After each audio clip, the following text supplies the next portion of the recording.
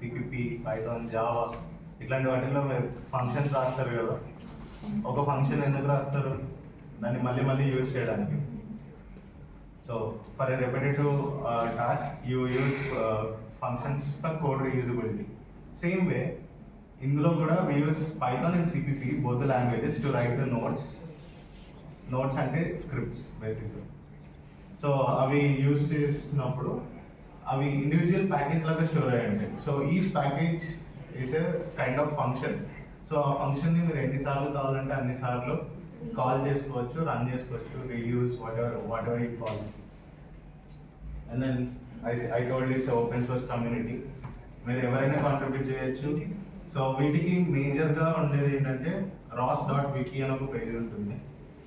So this page is very well. And ఇంకా installation page ఉంటుంది. Installation పేజ్లోనే మీకు tutorials ఇవన్నీ కవర్ అవుతుంటాయి. సో మీకు అక్కడే నేర్చుకోవడానికి కానీ రెఫరెన్సెస్ కోసం కానీ కొత్త కాన్సెప్ట్స్ నేర్చుకోవడం కోసం కానీ ఎవ్రీథింగ్ వర్క్స్ దేర్. అండ్ మీరు కూడా వస్తే ఏమైనా చేస్తే ఇక్కడ contribute to the ROS community. And extensive tools, అసలు టూల్స్ దీంట్లో ఉన్నంత డీబగింగ్ నేను ఇంకెక్కడ చూడలేదు, నాకు వేరే తెలియదు. ఫస్ట్ ఆఫ్ ఆల్ నేను నా బ్యాచిలర్స్లో ఉన్నప్పటి నుంచి నేను ROS మీదనే వర్క్ చేస్తున్నాను, అదే నేర్చుకుంటున్నాను. స్టిల్ ఇంకా నేర్చుకుంటూనే ఉన్నాను, అంత టైం పడుతుంది to be master in ROS.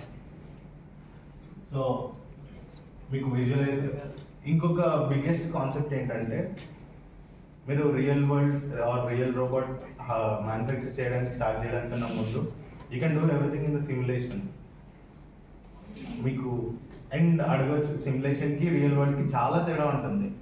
Almost let's say మీరు ఒక సిమ్యులేషన్లో 100% అచీవ్ చేశారు అంటే that means you achieve 50% of the real robot.